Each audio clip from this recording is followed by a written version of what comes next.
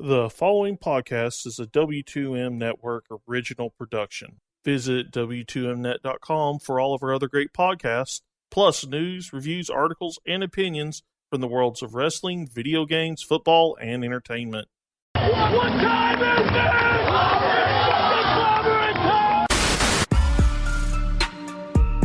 I am the face that runs the place. You need Roman to be out of the main title picture for a little while. You give him a break. This is the only way you're possibly going to get the crowd to do anything but boo him, is give him a break. I'm the greatest wrestler in the world. It was exciting to see because it kind of reminded me of Reading Rainbow a little bit. All they needed was LeVar Burton to come in there. This would have definitely got a 5-star pay-per-view for me. Show of the year. Yeah, show of the year.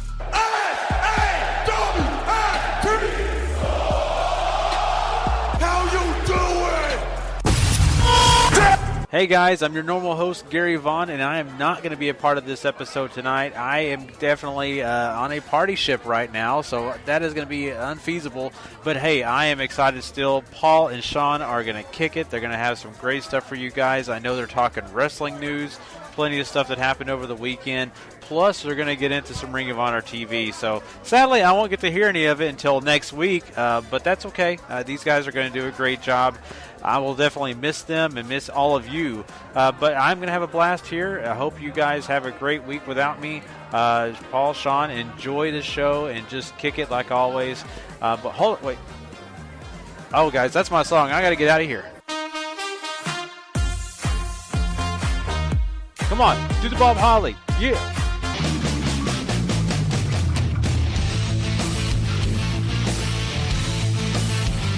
Ladies and gentlemen, wrestling to the mat.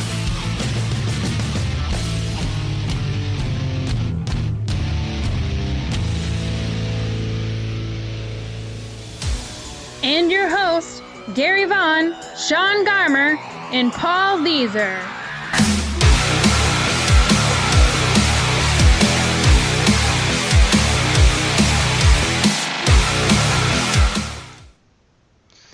Hello and welcome to Wrestling to the Max, episode 216, part 1. Yeah, Gary is not here, as you already heard in that intro. God, even when he's not here, he is making us laugh. So, miss him already. Hope he is enjoying his cruise.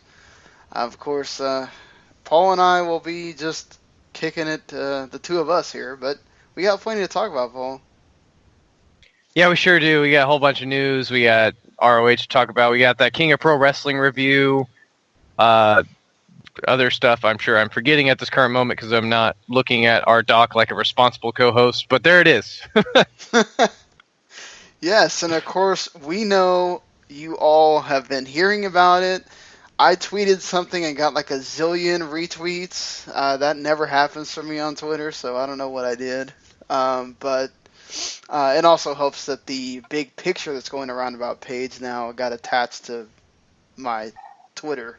So that probably is the reason. But yes, we know about Paige being suspended for 60 days. We will talk about that here. We will also talk about the big New Japan Power Struggle event that already has big matches signed for it. And their Super Juniors Tag tournament is back again. So we'll get to discuss that, and it's nice that they have they made it a different promotion thing this time. It's not just New Japan tag teams, so that always makes things fun. And of course, there's that big network survey that was going around. We'll finally talk about that and what we think about paying $5 more for some possible indie content. So, without further ado, we probably should get into the, I don't know, is there anything you want to talk about? I know you're probably not happy with your Broncos losing. And either. Yeah, I am under the weather. If you can't tell by the my voice here, I have a cold or something. I don't know. I couldn't breathe this morning, so it was rough. I've slept most of my Tuesday away. As far as football goes, I got my butt kicked in fantasy this week, of course. because injuries and it just taken a toll on me. And I've been scrambling, trying to find good replacements, and that's hard to do in 10 to 12 to 14 team leagues.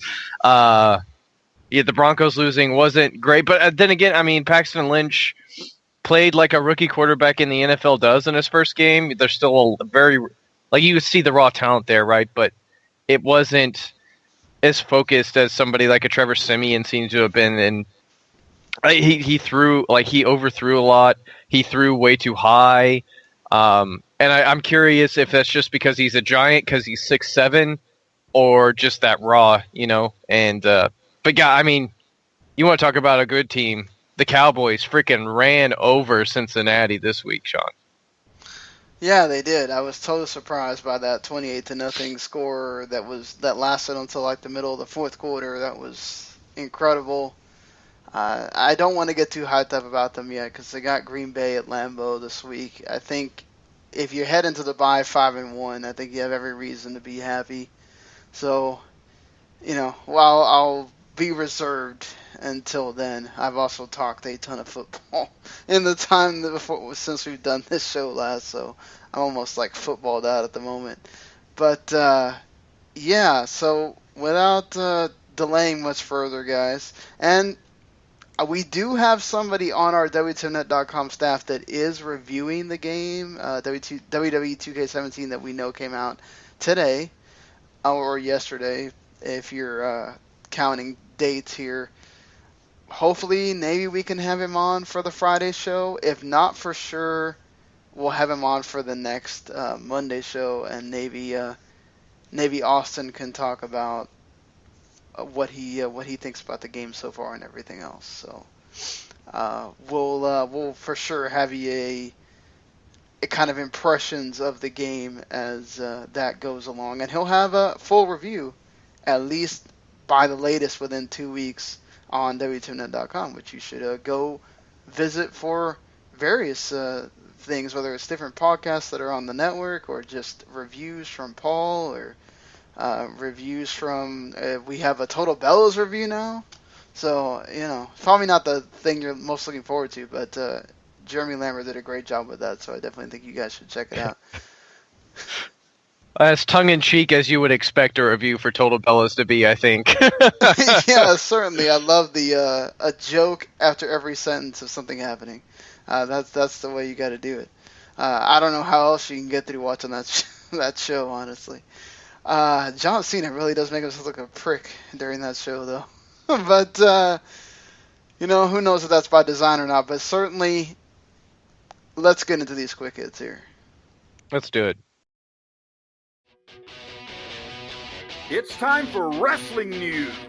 Quick hits.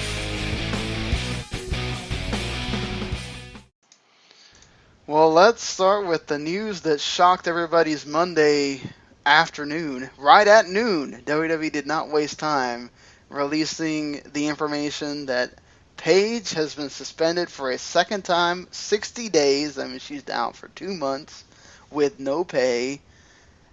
This time for what appears to be illegal substances. And WWE normally does not reveal this, but because Paige went on Twitter, blasted WWE, blasted the doctors, had everybody in her family, I'm not kidding, her brother, her mother, her dad, everybody had a statement in her family. Alberto El Patron, her boyfriend had a statement as well. They went on Taz's show even to talk about it. What do you think about this? Like WWE just coming out and going, no, she didn't have a script and whatever. She had illegal substances in her body, just firing back at her, just going, heck no, you're not going to talk crap about our system and get away with it. Yeah, this is insane. This is turning into a soap opera. Paige's family's involved. Alberto El Patron is involved now. He's not even with the company anymore. And honest to God, it doesn't look like Paige is going to be here very much longer either. I don't really know what you do now, because it obviously the first one, missed scripts. This is a common thing apparently now, not getting scripts in on time. It's what the last 4 seemingly wellness violations have been, but getting into drugs and stuff like that, I mean, it's really hard it's getting harder and harder to feel bad for Paige. Yeah, it is. That picture going around of her is not very flattering either.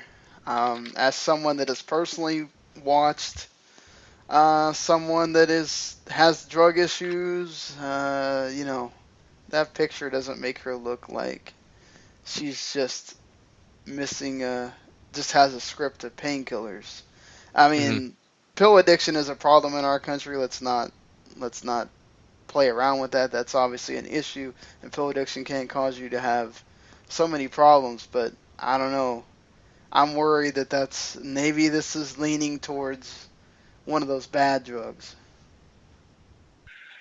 Yeah, I mean obviously had to be something super serious. Obviously more than just marijuana or whatever else you could get popped for on a wellness violation, especially looking that down in the picture. But I don't know what it is. Honestly, really, just focus on getting well from your injury. Don't worry about drugs and everything. But seemingly that's the path she seems to have turned down.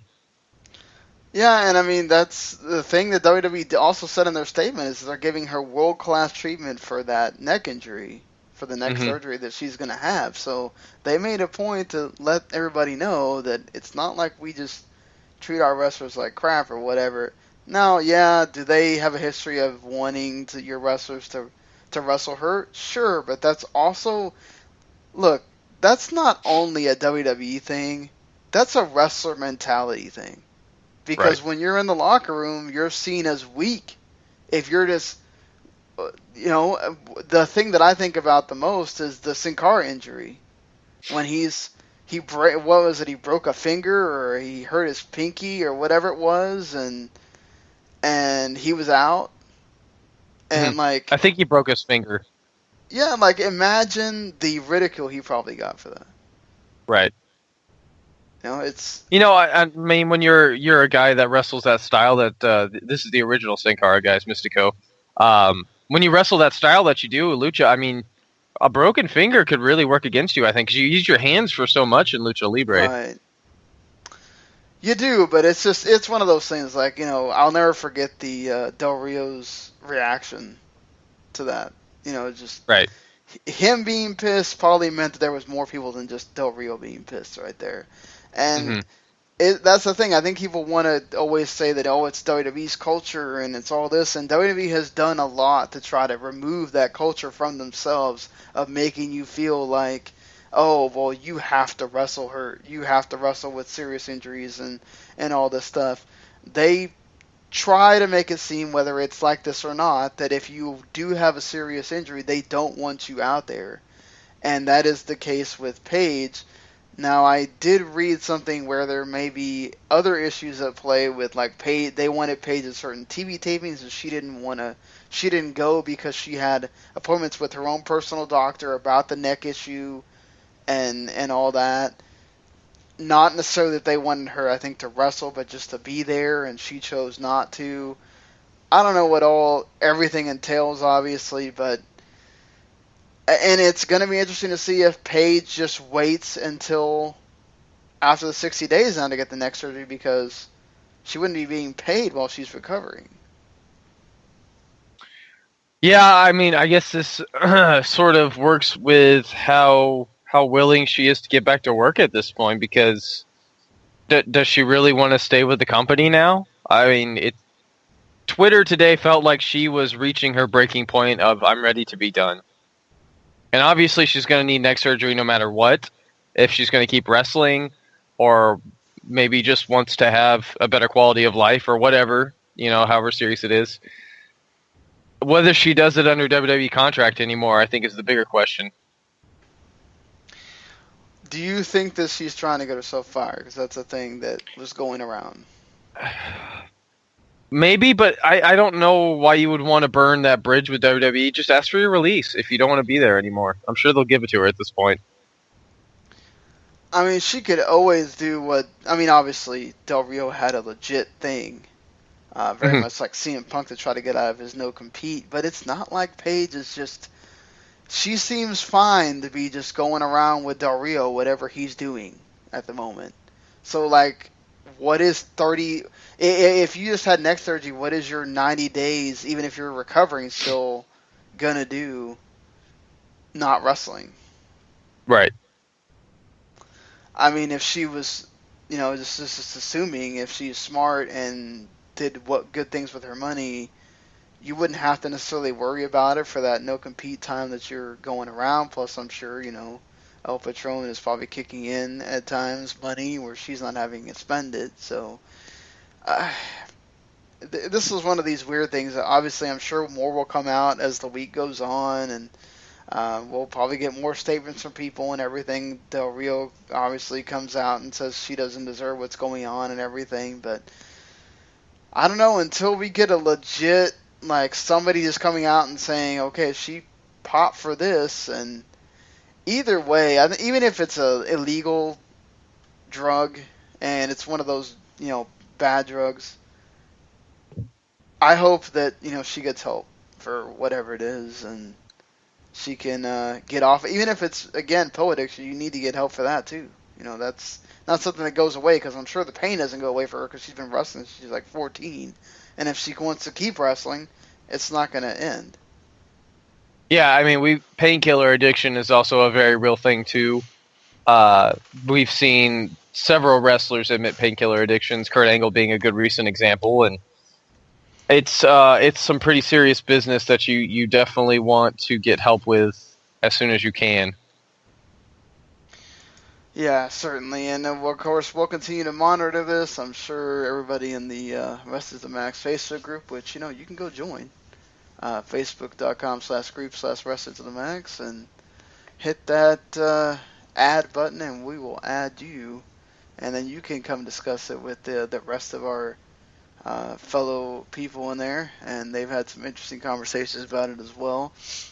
But we shall move on, so we can go ahead and finish this whole thing with this whole family here, I guess you can call it. Alberto El Patron now does have an official job with Combate Americas, which is that place where he has a friend that has wanted him to work there for a long time. Most of the talent is Hispanic, Latino, so that really helps.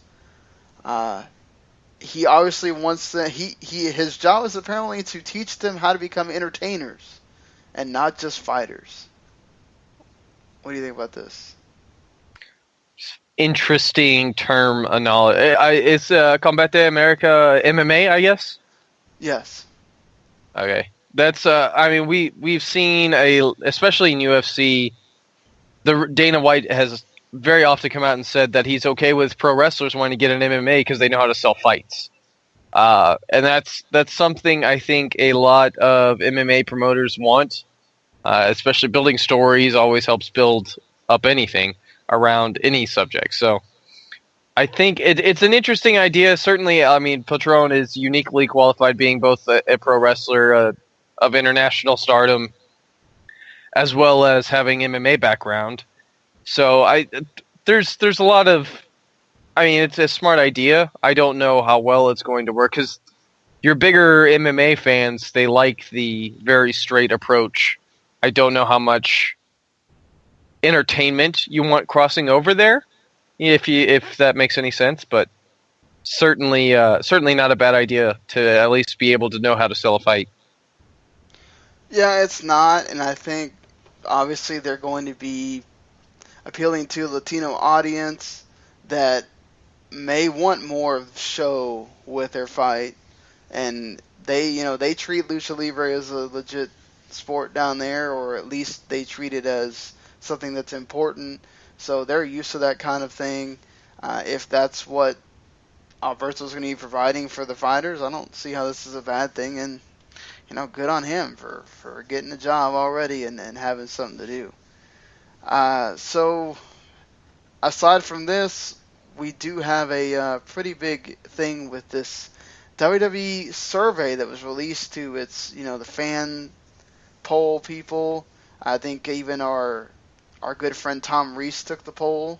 He said it was really long, but it does describe a tiered plan or different kinds of plans for the network depending on what you have or what you want out of your WWE network, including they mention other indies. Now, Tom does have a picture that has other indies in there. They have a PWG in that picture, Evolve, of course.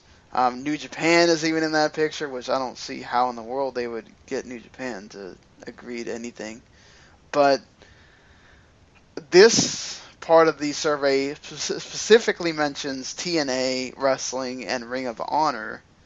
We have heard in the past of Joe Koff talking with WWE about possibly getting some kind of license for the on-demand content that ROH has, especially their older content that's pre-Sinclair. And then TNA obviously would go with that whole rumor of them buying the tape library, which may also be Dixie Carter just putting that out there to increase the price for TNA, which I don't know if that's really going to happen or not. But going down these plans here, they made one specially for tablets and smartphones, which I think is really actually a good idea. You get the $9.99 plan, which is exactly the same. There's nothing different about that $9.99 plan, except for now there's a difference between a on-demand version of NXT and a live version of NXT, and there's also a new possible Cruiserweight Classic TV show, which goes back to that old Cruiserweight TV show that they thought about doing a long time ago. But this would be more a Cruiserweight Classic sort of themed with, I guess, those wrestlers being involved or whatever. And of course the $14.99 plan would be the one where you have access to independent wrestling. So how do you feel about WWE going into a tiered plan? And is $5? How do you feel about paying $5 extra for whether it is newer content or whether it's solely older content? Do you think it's worth it? So I think the tiered plan was something that was bound to happen for the network. It makes sense. A lot of other streaming services are starting to do it, like Hulu has one as well, where you can pay the extra $5 like you can here for no commercials, which WWE also has on offer in their $14.99 plan. There's no commercial breaks, as well as the access to the indie wrestling. I certainly have no problem paying more for extra commercials. I understand how all this works to a degree. I hate commercials. I'm sure Gary would also not have a problem paying extra $5 too. We hear how much he hates commercials all the time.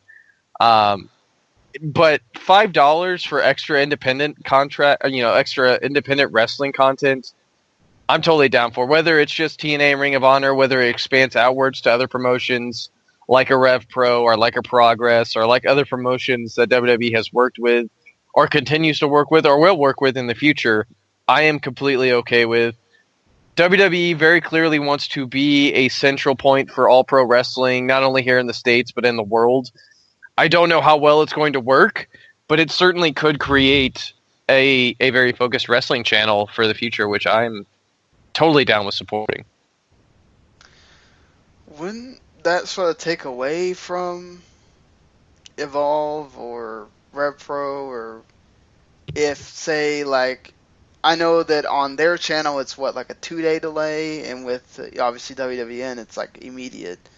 But say WWE got it on a 1-week delay, or I guess 2-week delay. Do you see that as possibly taking away possible subscriptions from those services to, or well, you'd have to buy it for WWN's case, but to just, okay, why pay that $5 for the network?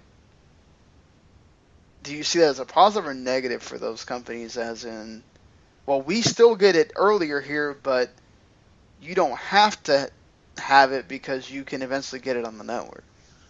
I think it depends on a couple of things. For example, Rev Pro and Progress have their on-demand service through Pivot Share.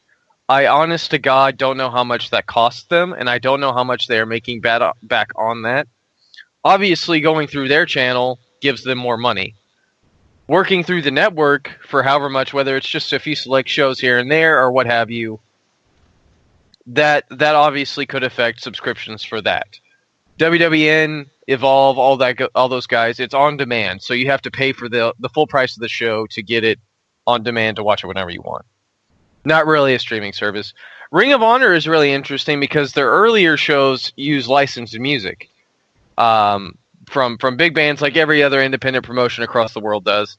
And that's been the big rumor as to the reason why Ring of Honor can't have their own subscription service, is because they would have to pay for those rights, and that would get very expensive for how many shows they have all that stuff on.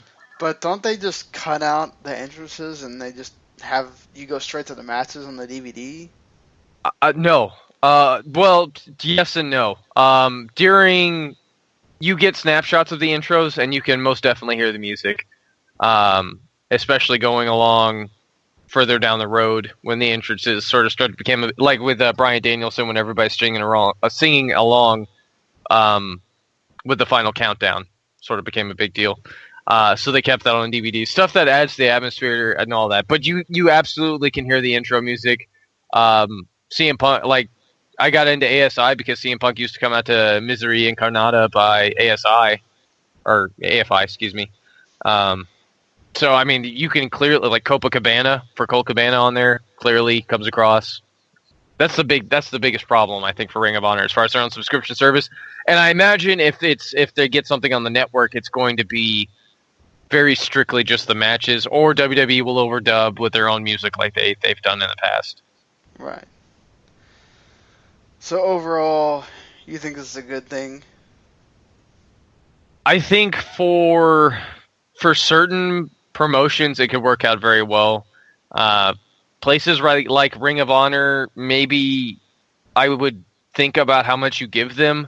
Certainly smaller promotions like an Evolve or like I don't want to call Progress or Rev Pro small, because they're certainly the biggest fish out there in England as far as I'm aware of. Maybe would help boost sales over there or something like that for them. I don't know how much you would give away on this when you have your own service. But I think as far as spreading name value, it works out very well. Yeah, I mean, I think overall, I'm one of those that I don't pay the extra $5 for Hulu, because that $5 actually can pay for my Crunchyroll. So, or almost pay for my Crunchyroll. It's like the $1 more. But so I'd rather just watch the commercials and I can save the $5. But that's because, I need that $5 for something else. But if you had the money, I think the $15 is, and I think it's totally fair. $15 a month for everything the network already offers you, and then you get on-demand content for ROH, or especially for TNA or whatever other indie promotion that gets put on there. That's great. I mean, that's awesome that WWE just says, look, we do great content, but how much more do we stand to make if we do this?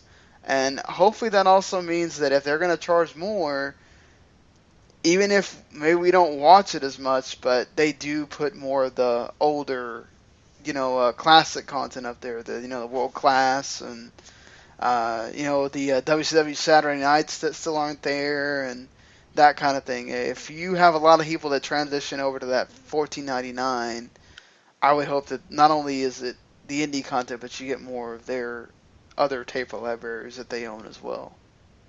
Yeah, I mean, if even half of their subscription base already switches over to $14.99, that's, I mean, we know they're over 1 million subscribers, but I mean, 500,000 times 5, that's a lot of money. Oh, certainly. But I do think that the price is totally fair. I know obviously there's people complaining, but they're going to complain, and they're going to complain about even if it would have been $10.99. So, right. It is what it is. But I do think this is a good idea. Now, obviously, there's been nothing official from WWE as far as that goes, but it's there, and hopefully the survey was positive to it, because I'd like to see it happen. Now, as far as the CWC weekly series goes, Mr. Meltzer did talk about this, that it would be obviously a weekly TV show, sort of like NXT, but it would be by the cruiserweights. Don't know if that means you would get more guys that maybe we haven't seen, or if it's just the cruiserweights that are signed by WWE right now. There's nothing right now, like WWE's not saying this is happening. I think this is just one of those that they put out there and see if it gets any buzz, and maybe they'll do it. But what do you think about this? Would you want to see it? do you think it takes away from Raw? And do you think it could work? I definitely think this takes away from Raw. However, I feel like you're going to attract an audience who wants to see this specific style more than what you get on Raw. Because I don't know if you can call the Cruiserweight division a knockout of the park success. The CWC was terrific. It was great. It's a wonderful 10-episode series that you should absolutely go find, watch, get it through the network, all that good stuff. On Raw, I don't know if it's simply because the majority of the crowds don't seem to care, or if WWE is failing to put across what this style, what this division is supposed to be about. And honestly, at this point, I'm willing to admit it's probably fault on both parts, because this is certainly something aimed much more, I think, at wrestling diehards than your casual fan. And I think you're still probably at about 2/3 to half of any given live audience for any WWE show as casuals. And I don't know if this specifically appeals to them, simply because there's not a lot of name value here. There's not a lot of... They haven't done anything big with it yet other than just have these guys wrestle and really just put on matches. Some of them just fine. And this last week on Raw, them getting 6 minutes just was a total slap in the face to me. Yeah, and apparently Tony Nese and Gulak are still... They're not actually signed. They're just working through the Evolve deal. Right. It's just... To me, it's... I think it is part of that we've obviously seen that until they got into a territory that really knows them and is totally cool with the Cruiserweights. For the most part, they didn't care. They were chanting other stuff and whatever, and I think it is because that appealed to a certain audience. And that audience is not the main WWE audience, and WWE also hasn't really done a great job of trying to build anything around them. It's just them having matches.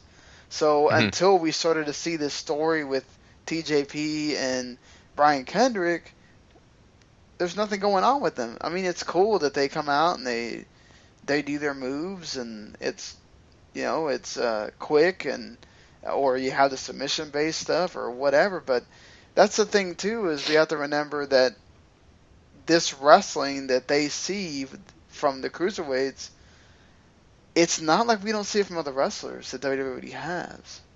So they don't have that distinctness that you got all those years ago when WCW was doing it. So that's where you do have to add those stories, and you do have to make them compelling. And I do think that doing the tag team thing helps a little bit, but there's got to be some kind of correlation. You can't just have random stuff happen every week.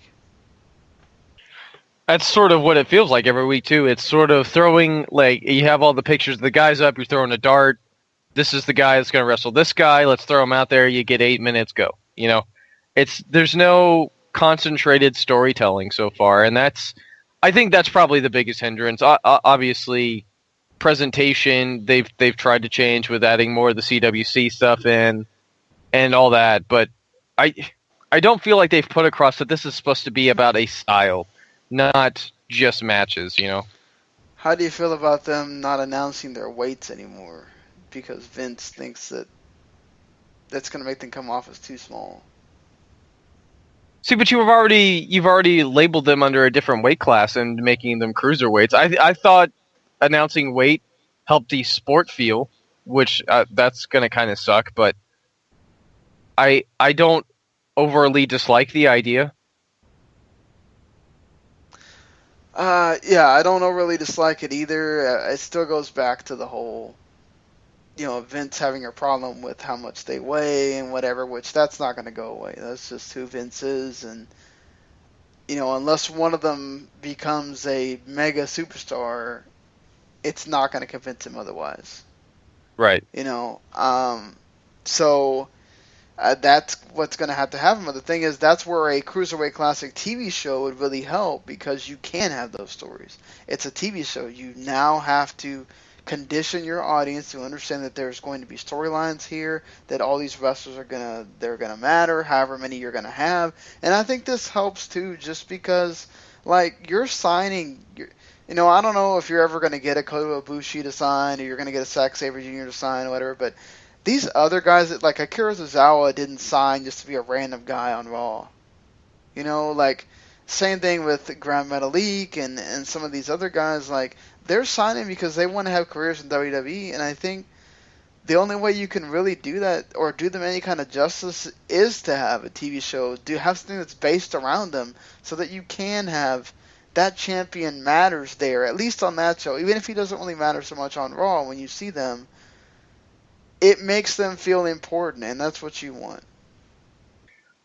This opens up an interesting line of thought, though. Do you think that Total Divas helped the Divas division at all? It helped who they are more. Mm-hmm. It helped in that it did get more women to watch. Like I've said many times, my wife would watch the women's stuff with me when Raw would come on or SmackDown would come on, because she saw them on Total Divas, and it's like that for other women. Now, it doesn't always cross over to them wanting to watch the men's matches, but it is what it is, baby steps. But and we're talking about a show that's on cable television. What do you think about this is going to be on the network. This is something specifically driven at wrestling fans now. Do you really think it's going to help crossover appeal on Raw? I don't know, because it's been proven that not everybody watches NXT, and obviously not everybody watches Cruiserweight Classic either. But I do think if you show... So here's the problem. It's that same thing of, like, we keep talking about how have they not shown... And this is SmackDown's fault, because they're the brand that's been, really doing stuff with people. Like, how do they not show the breaking ground stuff with Apollo Crews? Like... How do they not show the Baron Corbin to try to get them over? Use your network shows to help your main product. It's your network. Like, I don't know how better to say this other than this is your network. If you have to take snippets from shows from your network, not to mention the Breaking Ground stuff is old. Like, who cares? Nobody is going to buy the network now for Breaking Ground. Like, the CWC, okay...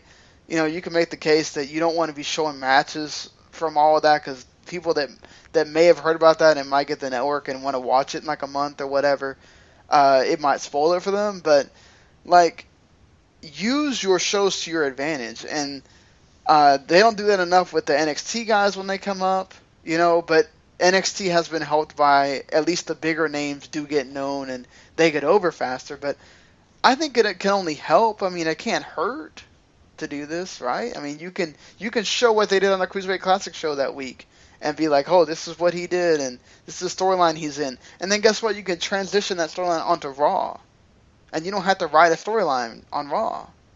Mm-hmm.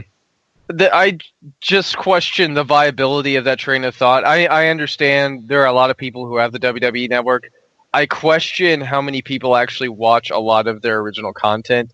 And I'm sure a great deal of the people that do, because usually it's mostly diehards that have it, and if you make something interesting, then they'll go out of their way to watch it. But at that same time, it's not like what Total Divas was when it was on cable television, and it sort of helped broaden your audience. I don't know if making a CWC television series is going to help the division that much if it's only going to be on the network. But then again, if they actually use it like it's meant to be, and you cross-reference it to stuff that's happening on Raw, maybe you do get more people to watch it that way. Yeah, I mean, obviously, if it's about money being spent, then they obviously have to think about that, because they're already taking losses on NXT and everything, so that's their deal. But we'll have to see if they go with it or not. At the end of the day, they're the ones that are going to have to decide if they want to do this show or they don't want to do the show. Right. So moving from that, those are kind of the two big pieces of news that probably concerns everybody. Other than Tyson, his injury is still not improving a whole lot. He says he still can't feel his head or move it the way he used to before being injured over 1 year ago at this point. He's been quiet about, what he's been doing and everything, but obviously he has re-signed with the company. But just from, I think, reading stuff from people that said that they were there, just that feeling from, I think, the locker room was a really bad one. I just feel bad for Tyson Kidd at this point. It sucks because, the dude was really starting to go somewhere before that happened. Man, this is really sad. I absolutely agree with you. I think Tyson Kidd is a wonderful talent. He's a great wrestler. I think he brings a lot to the table. But let's be honest with ourselves. We've heard several times that people who sustain the amount of damage that he took to his neck usually don't live. The fact that he's alive is a miracle. If he never wrestles again, yeah, it'll be sad. But honest to God, I think I'm still just pumped that he's alive. Yeah, I mean, obviously, for Natty and for them wanting to have any family, kids or anything in the future, that's the most important thing, is obviously him being alive. It really sucks that he can't do what he loves and that it's a freak accident like that that is what causes it to be that way. But, I believe in one of those, things happen for a reason, and perhaps he does come back and he can be Tyson Kidd that we remember. But if he doesn't, he gave a lot to the business, and there's always roles that he can have, that aren't wrestling related. Absolutely. Speaking of guys with roles they could have, we did talk about Dolph Ziggler possibly having an agent role and that kind of thing. There's still a thought that he might not have a long reign. Possibly by the time we get to the end of 2016, he's not Intercontinental Champion anymore. And that he could still retire. I mean, obviously, things, he can change his mind in a day or less than that. But what do you think about this? I mean, he's only 36. He's also been wrestling for a very long time, and there could be nagging injuries and all sorts of stuff that you hear about when guys retire early that make them feel like they need to step away for their health. For me, if he was going to retire by the end of the year, I really question why you would want to move the championship whenever you had it on such a strong champion in The Miz and you had so much going that way. I feel like they did this for a reason, and hopefully they have their head on straight if he is planning on retiring still by the end of the year, that this title reign is still going to mean something going forward. I honestly, I don't want to see him go. I love Dolph Ziggler. I think he's a great wrestler. He's somebody who I think the WWE doesn't realize that they need, because he's somebody who is willing to go out there and stand on his own 2 feet and do what he wants to do. Honestly, that might not be something you want in a company, but I think having free thinkers like that within your company is always a benefit. Yeah, you don't want robots everywhere. It always helps when you can have guys that, if you speak your mind, you get people thinking in a different way, and perhaps that trickles up to the people that matter and make the decisions. Perhaps it never does, but if you have everybody that always thinks like Vince or Triple H or whoever, then as you get stagnant as a company, and not only that, as just as a human. And so that, Dolph is a great character. He's a great follow on Twitter. He's everything. He's just, it would suck to see him go. Obviously, he'd still be able to do a lot of these things as an agent or whatever, but what he does perform out there, and you would miss that, obviously. Absolutely. Lucha Underground was at Comic-Con. Eric Van Wagenen, who is the executive producer or co-executive producer, I don't know how that works with him, he did clarify that they have not officially been picked up for a 4th season, but they're working on it. They are working on live touring, but they're worried about losing money that way. So this is kind of why they've been kind of slow with that. They've been thinking about possibly maybe having the show go on for about 5 months, where they film it for 5 months, and then the rest of it they would have different touring groups go on live events, And obviously it goes back to the whole, well, we want to book arenas where we can do the temple and all that stuff too. This is, again, we've talked about this before, where I really feel like this is a season of Lucha Underground where I really don't feel like a lot of people are talking about it, as opposed to the last 2 seasons. I don't see a whole lot of traffic for Lucha Underground. The ratings are starting to show that it's trending downward, which obviously, El Rey having a hand in it, that may not matter because they don't have a lot of original shows. It's like their only other original show besides the Dusk Till Dawn one, really. So they might want to keep it around regardless. But do you think we really do see a live tour? And do they really have to have the thing with the temple to have Lucha Underground the tour? I think what makes Lucha Underground stand out and feel so very different is its presentation. And I definitely could see how a lot of people within the company feel like the temple is an added elemental benefit to shows you could put on. And that's, for me, if I was going to go to see Lucha Underground live, I would kind of want it to be in sort of a dusty, dingy building, something that's probably shouldn't be standing, but still is, sort of stuff like that, almost a warehouse. And I would be completely okay with that, and I see their point there. At the same time, if you feel like touring is a viable alternative way to bring in money, and you feel like you could make money on it, which obviously is why they're nervous about this, then I would do it wherever you could do it. Because obviously, if you can go out and prove you make money elsewhere, especially for a wrestling product, I feel like that helps you get more television deals. Just because you've proven you're a commodity and something that will bring money no matter what. Yeah, they do say that they are surprised by the amount of licensing opportunities that they're given and how many people are actually excited about it. I guess like around the world, they do have different where they've licensed the show out like with seasons to, around the world already. So that's always a good thing. They have the iTunes deal. We have not seen the Netflix thing go through, if that ever was a thing. But I'm hope that the show keeps going. I haven't been able to follow it as regularly as I have in the past, but I still enjoy the show when I watch it.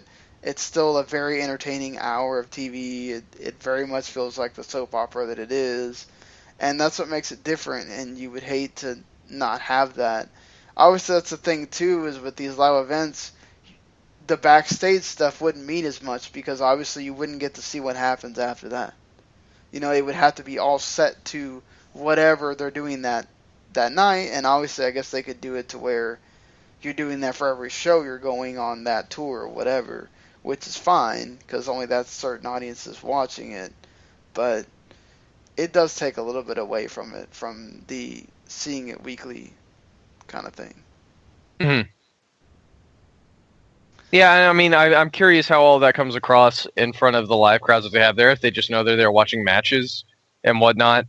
I mean, honestly, just going and seeing all these, they have such a varied roster. I think that's one of the big things here. And without Lucha Underground, obviously, we wouldn't know or have gotten to see the rise of Phoenix or Pentagon Jr. or Drago or all these luchadors from Mexico who have been really given an opportunity to show that they can bring a lot to a wrestling product, especially here in the States where they virtually had zero name. Very true. Very true. So hopefully this works out. I mean, that'd be cool to see them go tour and everything. But if they don't and they just get to keep being Lucha Underground on TV, not going to complain about that either. So New Japan announced not only part of their Power Struggle card, but also the Super Juniors Tag Tournament, which they had last year. And I thought it was a pretty good tournament. I think that was the one that Ricochet and Seidel won. That kind of got them on the map as far as becoming regulars for New Japan. So no Seidel on this either, which is interesting. I guess they really are going to just kind of end the contract here, it seems like. But Angel Del Oro and Titan from CMLL against Roppongi Vice. You have Jushin Thunder Liger and Tiger Mask 4 against Ryusuke Taguchi and Fuego, which that should be a fantastic team. 'Cause those two dancing is gonna be funny. Ricochet and David Finlay against Will Ospreay and Gedo.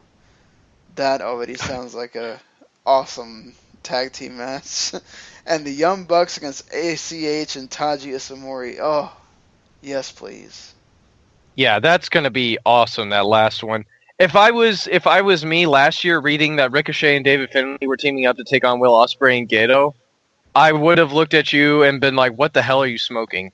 Because that is two pairings that you just like, what the heck is going on here? I really like the CMLL flavor in this. I kind of hope that Angel de Oro and Titan go kind of far. I especially hope ACH and Taiji Ishimori are the guys that win this thing. I really love that pairing. They made that Noah tag tournament very entertaining. Yeah, I hope they do too. You know, I assume the Young Bucks will still be champions at this point. So, you know, you would expect that. I would hope, you know, ACH and Taiji Ishimori defeat them in the first match and at least get to the final, if not go all the way. I'd imagine the old guys will all lose here. I wouldn't be surprised if it's ACH and Ishimori against Ricochet and Finlay at the end. Well, they'd have to meet in the semis, wouldn't they? Oh, yeah, they would. Never mind. Well, yeah, I guess they could have the CML team and the Noah team going against each other. That wouldn't be bad. I just can't imagine. Like, they could do Taguchi and Fuego. I don't see why you would have them go all the way to the final, but this is New Japan. Yeah, they've done weird things. If they don't do CMLL, it'd probably be Roppongi Vice taking on whoever from the bottom there. The old reliable team, I think. Yeah, I mean, this could be the tournament where they finally decide to split Roppongi Vice, because they have been doing that storyline, so... True. You know, we'll have to see if they wind up losing. Could this be the thing that triggers the blow up at each other? But we'll get to that when we talk about the King of Pro Wrestling show in just a little bit. Here, I think the last thing we're going to talk about here, I think we talked about everything else that's on our dock here. New Japan has announced part of their big matches for the Power Struggle show, which is on November 5th. Of course, they do have the Time Bomb exploding thing, which I don't remember them showing, unless they showed it in the intermission, and I might have skipped that, during the King of Pro Wrestling show, but they do have that, which that's been speculated to be like a bunch of different people. We'll see who it is when it finally happens, but Guerrillas of Destiny, much to our dismay, did win the IWGP Tag Team titles, and they will be defending those against Tomohiro Ishii and Yoshihashi. So they did get a tag title shot out of that one match they won, so that's cool. Yeah, as much as I kind of wanted the pairing to be Ishii and Goto, Tacos, I think, has certainly more than earned this opportunity. Yeah, we'll have to see if that's the tag team going forward into the tag league, or they do make it Ishii and Goto. I wouldn't be surprised, though, if they're getting the tag title shot. That probably means that they're going to go in as a tag team. Mm-hmm. And then you get the IWGP Junior title match with Bushi and Kushida. Every time these guys go at it, it's always great. I'd imagine Bushi retained. I don't see why you would have him win the belt and then have Kushida win it back again.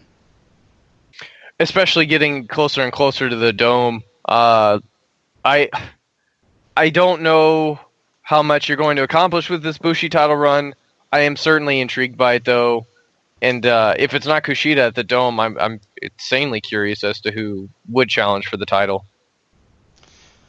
We do get Evil cashing in on his beating Shibata during the G1 to get a never open weight title match. This should be, seeing as they kind of teased something else before, you get to Evil with Goji Ozaki coming out and kind of telling Shibata, hey man, what about you and me? Now, I don't think he meant necessarily that. He kind of pushed the title away. So maybe they don't need the belt. Do you think possibly Shibata loses it and they just do Shiozaki and Shibata without the belt? I think it's possible. I certainly think it's even more possible that Shibata's injuries and how well Evil's done, that they could do the title change here at Power Struggle. Not that I would complain about it. It would be cool because you'd have 3 members of Los Ingobernables with titles. So that would really help that faction, obviously, really get them over. That being said, all members of this faction are going to be in singles matches. And Hiroshi Tanahashi and Sanada, again, they had a wonderful match at the G1. You think Sanada would win again, or would they do the 50-50 here and have Tanahashi win? I think Tanahashi go over here because I still think it's going to be Tanahashi and Naito for the IC title at the Dome. Yeah, I would agree here. Tanahashi wins, and that kind of sets up Tanahashi sort of wanting to challenge Naito. That also means you get an IWGP Intercontinental title rematch between Naito and Michael Elgin. He did have a he had like a black eye and a busted eye after the tag match. Naito obviously going to win here, but yeah, weird that Elgin's a warrior that quick. I mean, yeah, but I think they just want to get it out of the way so that way you know that Naito's going to be facing somebody else at the Dome. And, I mean, Elgin's a warrior. He could miss half his face. He'll still wrestle. Yeah, for sure. I mean, that looks like a pretty damn good card already. They did make the Kenny Omega and Okada match official for the Dome, so that means there's no more briefcase challenges for Omega. And yeah, so that's set, and we'll probably get the IC title match set out after this show as well. Right. So you'd have your main and semi-main already set for Wrestle Kingdom. But yeah, that's going to do it for quick hits here. Do you want to do ROH first, or you want to do... we're already talking New Japan. Let's do New Japan. All right, let's do it.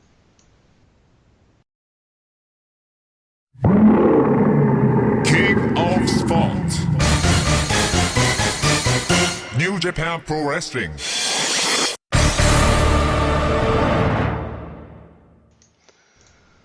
All right. Well, this show was, of course, on Monday, and it was in Sumo Hall in Tokyo.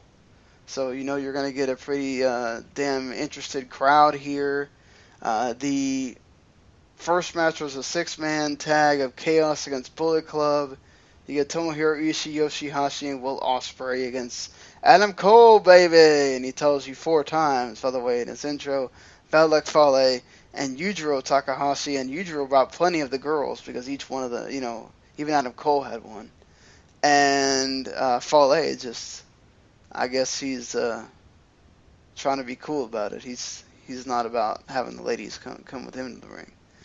But I mean, let's be honest. The ladies were there for Cole. Let's just be honest. Yeah. Yujiro was just the stand-in. Yeah. I like this match though. I was into it. I was entertained. As the Chaos team won, I thought maybe Bullet Club team would win, but yeah, everybody got an opportunity to look good here. Yeah, I think everybody really got their time to shine. This was your typical awesome 6-man tag that New Japan likes to put in the opening slot. Ishii looked great. I always want to mention Ishii, and he's the one that kind of gets to put Yujiro away with the Larry and the Brainbuster combo. Adam Cole continues to... I think I love Adam Cole. I'm a huge fan of his. I don't know if he's getting over, though. Japan, Tokyo in particular, they made a little noise. They didn't make a lot. Yeah, it's him and both the Adams are just not hitting on all cylinders here when it comes to Japan right now. They're just... I mean, Adam Cole does have less time there, so we can give him a little bit of a break. But I think, with Kenny Omega still around, he doesn't come off as the big deal like he does in ROH because Kenny Omega's not there. So he does get to be the big leader of Bullet Club, whereas Adam Cole just kind of seems like another one of these Bullet Club guys coming in. Very true. You get your standard 8-man tag here. You always got to have one of these. Togi Makabe, Tomoaki Onma, Ryosuke Taguchi, and Bobby Fish against Toriano, Jado, Beretta, and Rocky Romero. Rocky Romero again taking the pin, as we thought he would. You get a little bit of tension with him, Beretta. You don't get a whole lot here. They kind of just move along after the loss, but this was good. I didn't think it was, anything, not as good as the first match. Definitely not as good as the first match, but Makabe attacking Yano at the end, that was interesting. Yeah, that was weird. Like, a little head scratching, but yeah. I don't know if they're going to do anything with that or not, but I can see where Yano would get on Makabe's nerves. He probably does. I mean, they'll do something on the undercard for these guys somewhere. Left field for me for sure. He was messing with him a lot during the match. Like he would do that break thing a bunch with Makabe trying to beat him up, and so Makabe couldn't pound on him. So that kind of does make sense there. Let's get into a match that was freaking love this, of course, as I loved all the New Japan and Noah stuff. You get the New Japan dads here, the third generation of Yuji Nagata, Satoshi Kojima, Hiroshi Tenzan, and Manabu Nakanishi against Goji Ozaki, Maybach Taniguchi, Katsuchiko Nakajima, and Masaki Tamiya.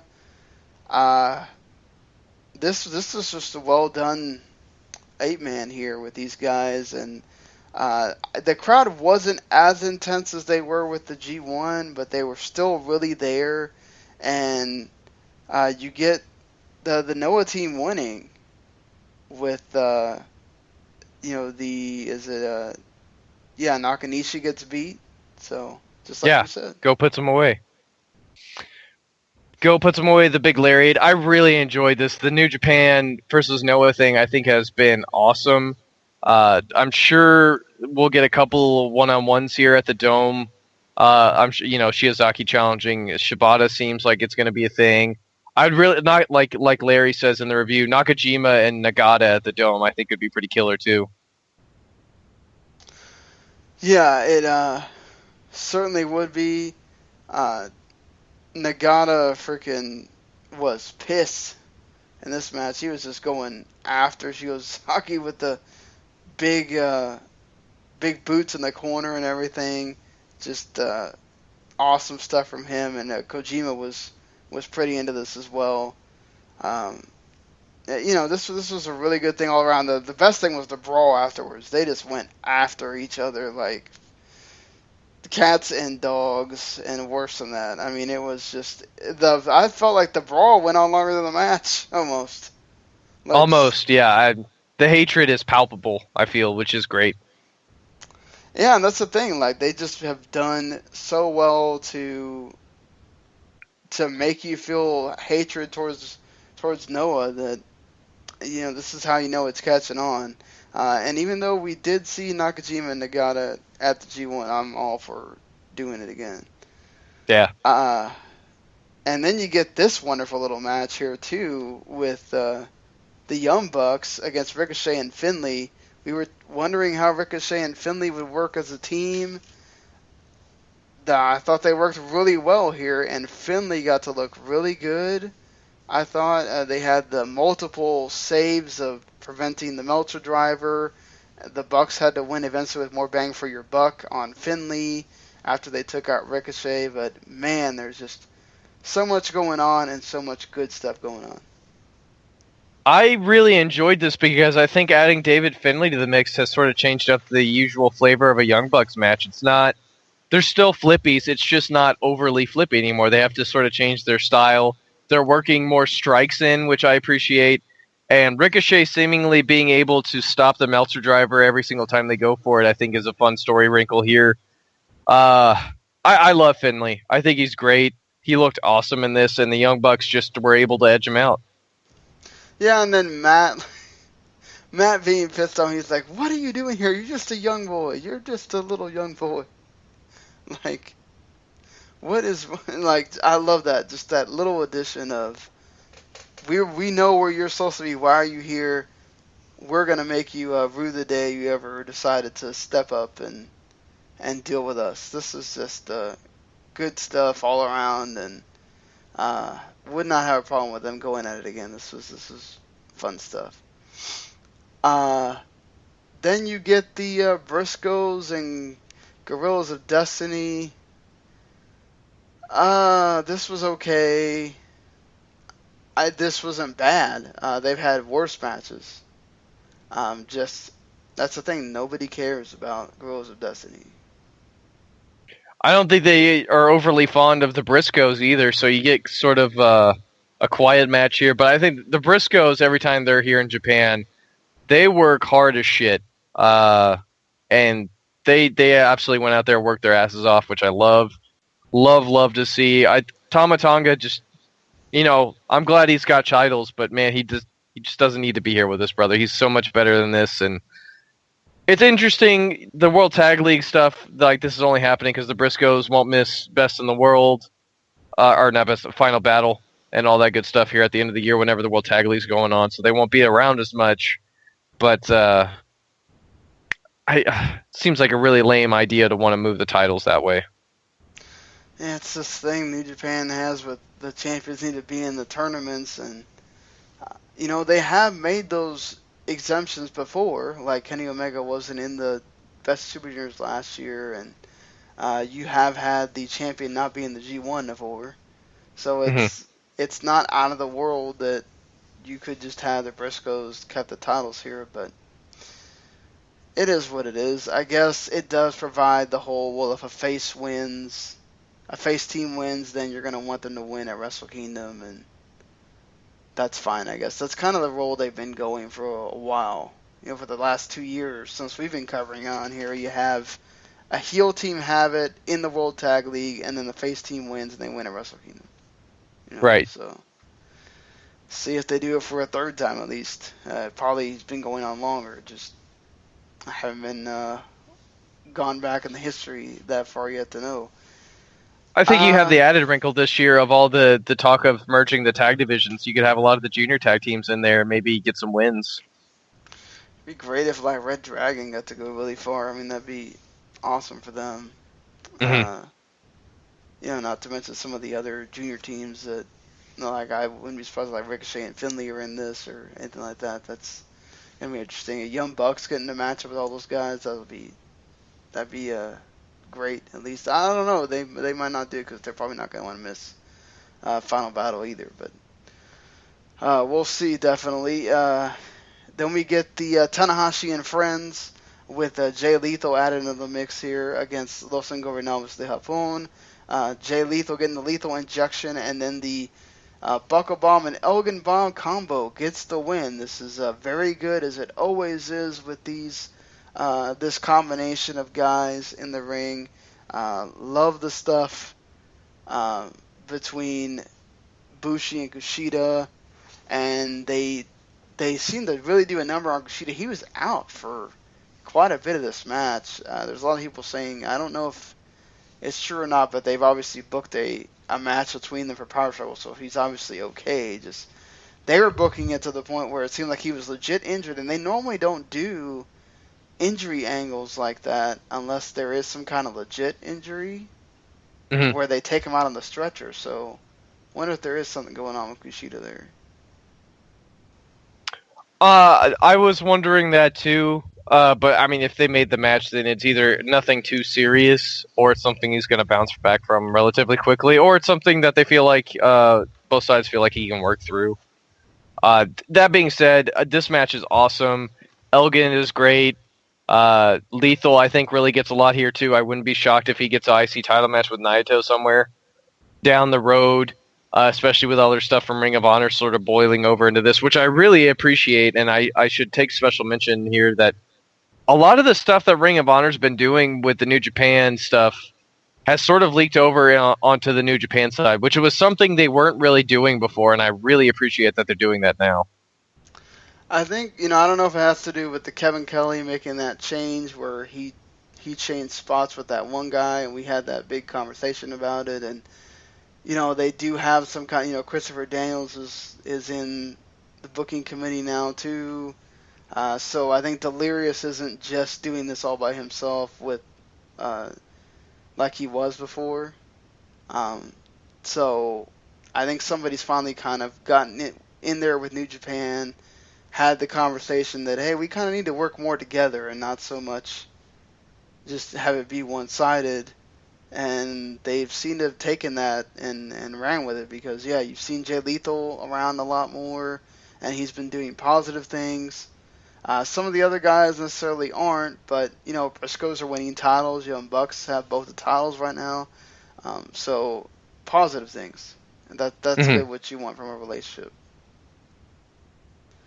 Because it was getting sad for a while with how much we were talking about how much New Japan was just winning over ROH, and if the relationship was getting into a point where it was hurting them.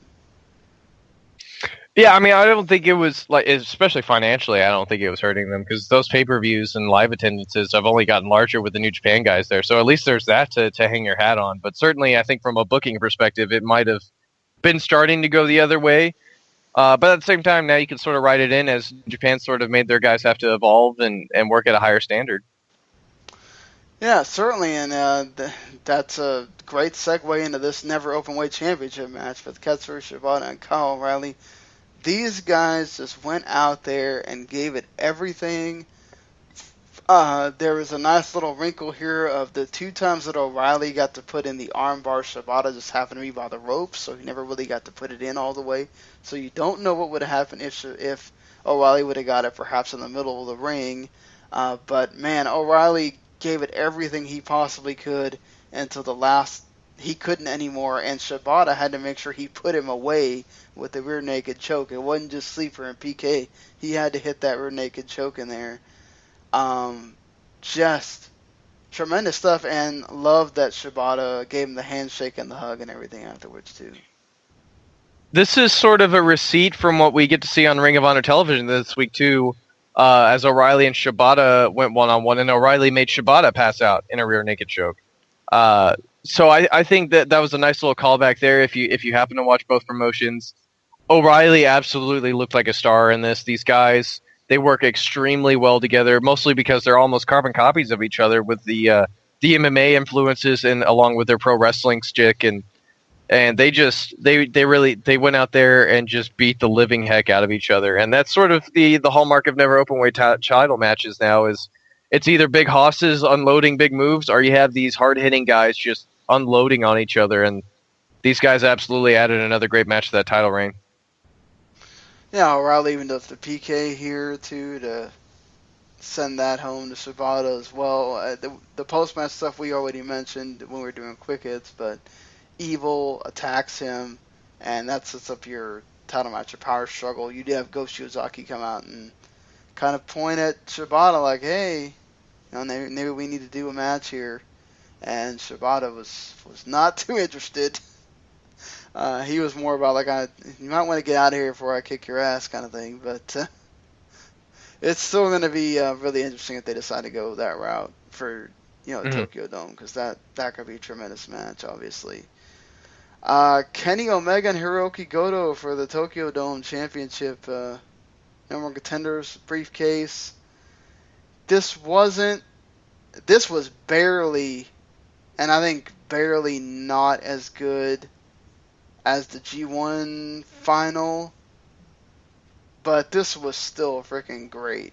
I mean, you had the sort of split crowd, and once again the crowd got behind Goto. The Young Bucks got involved here.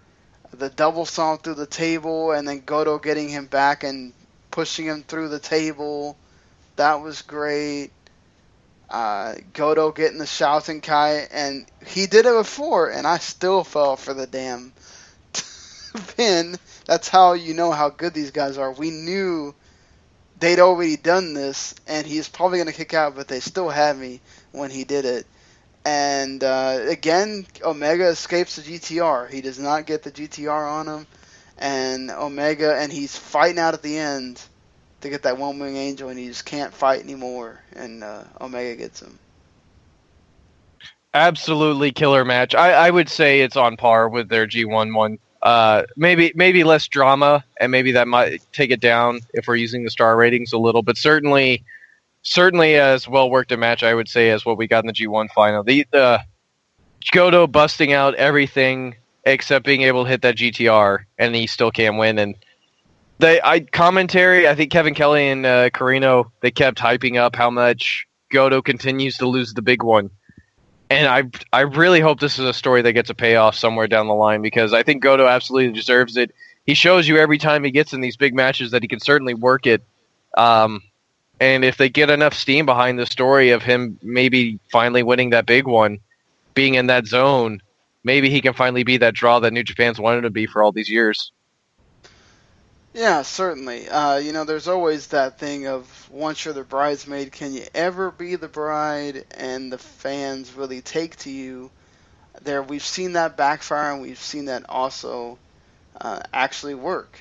So hopefully for Goto it does, because like you said, he really deserves it. And this is, again, a tremendous match here from both these guys.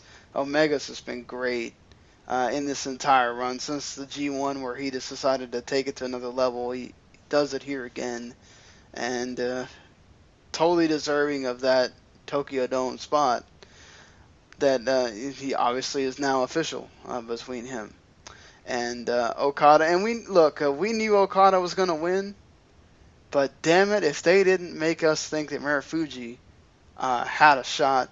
Good God, a pile driver on the freaking ring apron. Lord, wow. The kicks Marufuji were landing were brutal.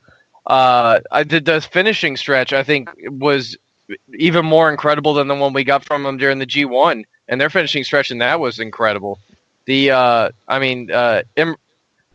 pretty much snatching Marufuji up and then hitting the tombstone after that big series of kicks, and then frickin' sending it home with the Emerald Flosion and the Rainmaker just to put the punctuation mark on it. Like, these guys went to war 30 minutes and absolutely walked away with a Match of the Year candidate in the bag. It was insane how good this match was.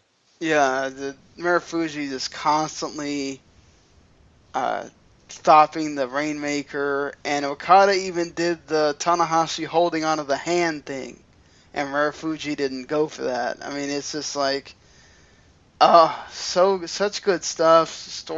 Telling story from other matches and from their previous match, obviously, too. Just the way that he was able to stop the Shiranu into the tombstone was great, and Okada even doing the Emerald Flosion to kind of cement that, like, damn it, you're freaking staying down. Yeah. Such good stuff, and Okada puts him away, and now he's ready for Omega come Wrestle Kingdom, which should be a fantastic match. Yeah, it's first time I think since 2007 that a Gaijin has main evented the Dome. First time since 2010 that it hasn't been Tanahashi in the main event. So it's sort of a monumental thing there, and I don't like Omega's chances of winning the belt, but I'm sure that match is going to be absolutely killer. I agree with you. It'd be talk about, how people would react if he does win. I mean, that would be incredible, obviously. But would they want to pull the trigger on a Gaijin winning in the Tokyo Dome in the last match? Yeah, I don't know. If they're looking for somebody to play Styles and they're looking at Omega to be that guy, there's certainly no better way than to cement that idea. I mean, it's not like Omega hasn't proven that he is a draw, and the fans like him in Tokyo, so that's where they're going to be. And if you went through this far of having him be the first true Gaijin to win the G1, you can imagine that you're going to go all the way and have him win at the Dome, too. I mean, that would make sense. It would tell the story wonderfully. It would do that. I don't know if they're going to pull that trigger or not. I mean, granted, this is New Japan, and they very well could, but when it's Okada, I really question whether they're going to have it be him that takes that fall. Yeah, I know, and Omega did tell Okada that he was going to treat Okada like a bitch, like they did when Okada was in America. So, harsh words. Spitting fire. Yeah. But that is your King of Pro Wrestling. I mean, what would you give it for a rating? I mean, I know Larry loved this thing. I know there was a few people that were not too high, and there was a few that thought No Mercy was even better. I would disagree I don't think on Mercy there. was better. Yeah. I would give it a 9 on my end. Yeah, Larry gave it a 9.5. I thought that was a little high. I'm with you on the 9. There's a lot of great wrestling involved here, and the last 3 matches for sure, a must-see. And that's kind of been a theme for New Japan at these big shows.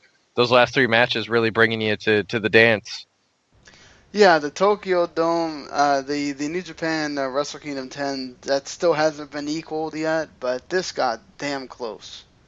And that's what you like to see, though, is them trying to outdo themselves on these big shows. And you can say what you want sometimes about some of the other shows, and things leading up to it aren't always, top notch or whatever. Those destruction shows weren't anything to write home about. But when push came to shove and people were complaining, here comes this show, and they knock out of the park again. So right, back to the top they go. New Japan.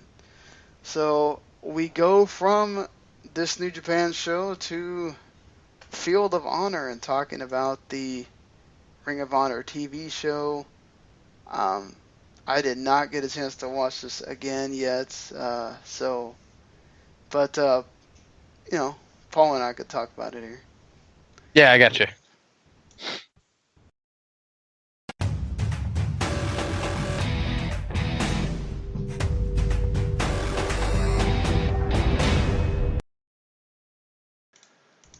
Alrighty. All right, so after this episode, we're going to get back, hopefully, to our regularly scheduled programming, because I really need some aftermath stuff from All-Star Extravaganza and that incredible show. Fortunately, this episode is relatively easy to talk about. It's a 2-match show. You get that encounter that I mentioned earlier as Kyle O'Reilly takes on Katsuyori Shibata.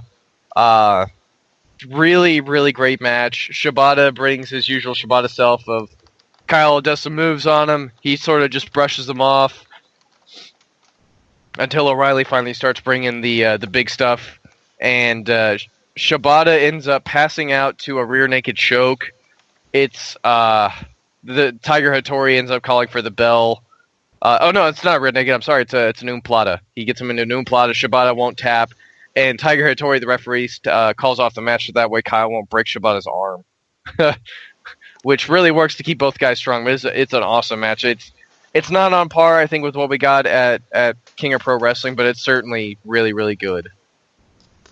That's awesome to hear, and just again going to that thing of the ROH talent looking better against the New Japan guys, like to get Shibata in that spot where you're having to call for the bell, that's pretty amazing. Yeah, and it's like I said, it's so cool to see these guys, like New Japan guys, finally taking these falls for him. It makes Ring of Honor guys feel important, especially O'Reilly, who's on this ride to getting the Ring of Honor World Title. I think at Final Battle, something he's almost destined for at this point. It really helps cement the reign that, man, this guy he's on a roll, and we get to see his very, very likely opponent for Final Battle as Adam Cole defends the ROH World Title against Jay Lethal. Hiroshi Tanahashi and Tetsuya Naito in a 4-way survival match. This is good. It's not anything incredible. Certainly the last match was better. You have a lot of story stuff working here, though, with Lethal's problem with both Adam Cole and Naito involved. Tanahashi and Naito obviously having some beef, and Cole seemingly just out there to prove he's the best and retain that championship. And he does. Lethal is taking it to Naito. Naito rolls to the outside, grabs the belt. Tanahashi eats a lethal injection. Naito hits Lethal with the belt. Adam Cole comes in, absolutely murders Naito with a super kick, hits the last shot on Jay Lethal, and pins him to retain. Very, very fun match. Obviously, the Cole retaining was predictable, but certainly still, I think, worth your time. Yeah, I mean, no surprise that Cole would retain, but good that, Tanahashi did say he wanted to be ROH World Champion one day. He got his shot, at least. Don't know if he'll get a single shot at some point down the line or anything, but still cool for him, and you get more of the Jay Lethal and Naito stuff, which is never bad. I think that's certainly a fun topic to maybe talk. When do you, if Tanahashi ever does win the ROH World Title? I mean, obviously talk about elevating that championship, but do you think it happens next year? Maybe further down the line? Obviously not being the ace anymore. Year, though. Yeah. So obviously not being the ace anymore. I think it frees up his time to certainly take on that commitment if he so chooses. I mean, yeah, I'd imagine that if he's going to win the title, that means he's prepared to take that commitment. I think that you obviously need to pull the trigger sooner rather than later because you don't know if Tanahashi's ever going to hit that. Obviously, he will. Father Time catches up with everybody, but obviously, you wait too long, it could get to a point where maybe he's not at that premier level where he still is right now, and he can have those great matches with guys in ROH, or at least the very good matches on the TV and on the pay-per-views. So, I mean, I don't know that he would have it for a very long time, but, it's still, if you want him to have that honor, you need to do it, I think, next year at some point. I'm curious how it would help incoming ROH guys over there, too, with Tanahashi winning the championship. Do you think it would make those guys maybe stand out a little bit more for the Japanese fans back in New Japan whenever those guys do come over? Do you think it hurts them? I think it does help them, per se, because, especially if you do... I would imagine that whatever you're going to base it around would be, especially if you're going to do those Tokyo shows again for ROH... Mm-hmm. You could do something there with that so that you see him in Japan and then you want to go over to ROH and see what Tanahashi's going to do there. We have seen New Japan post things from ROH on New Japan World, and they're showing the CMLL shows only for Japan. I wonder if they could come up with a deal for Ring of Honor, like if Tanahashi's going to have like an extended stay there, if they could have the Ring of Honor shows on New Japan World for the entire time that he's there. And that way they do get to see some of these guys.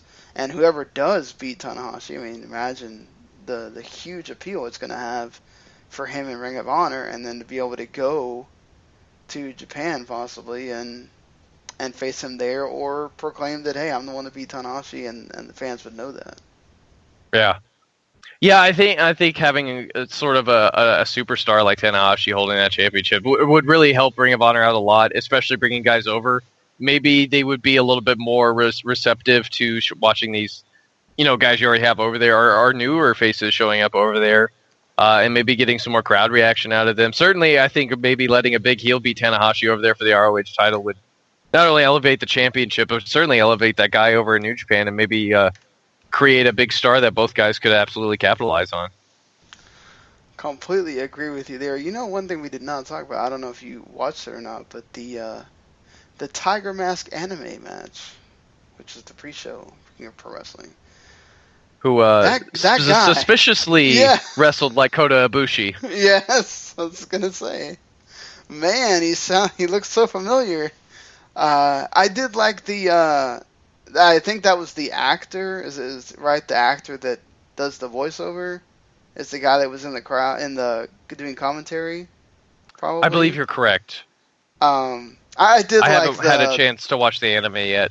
The Red Death mask, like whole outfit and everything. That was just great.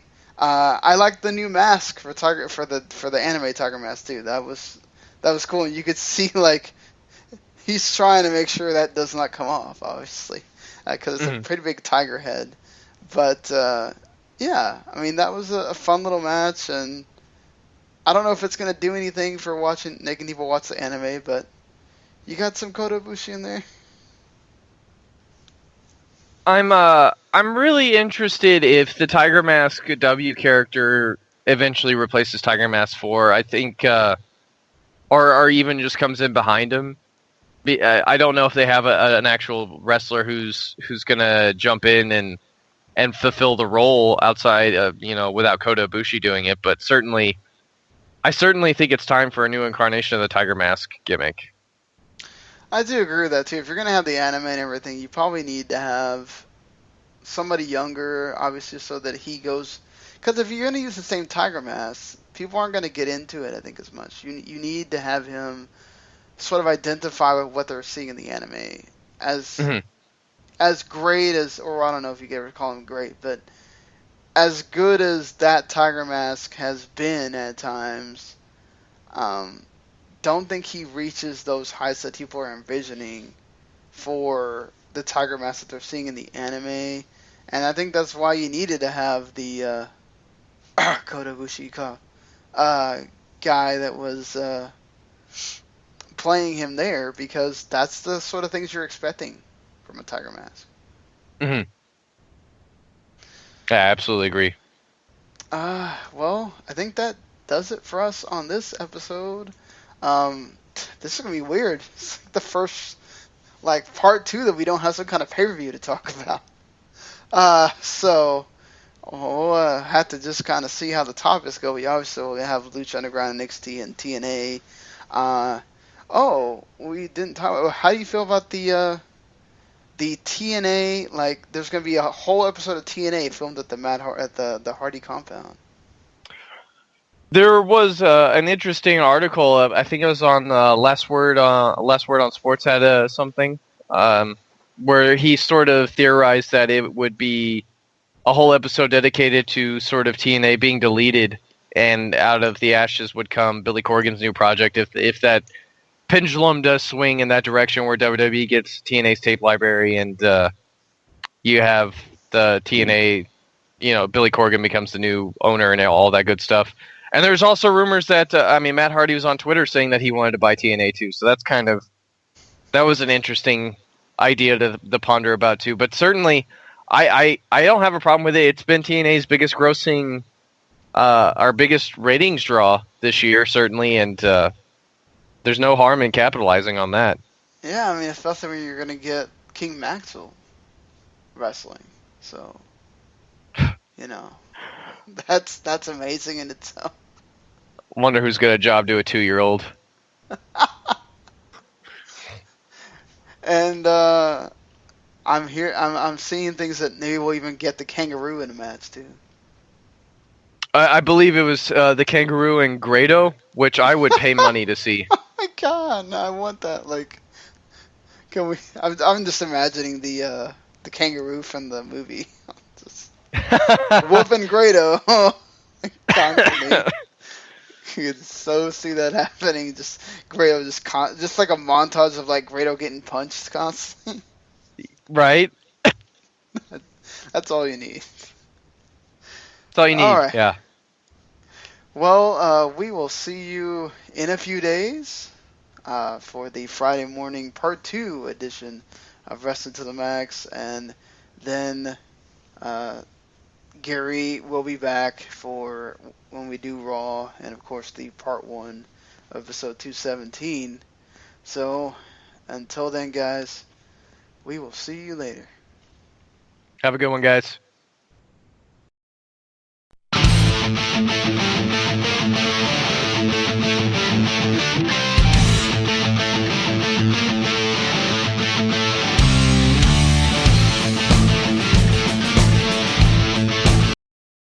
The following podcast is a W2M Network original production.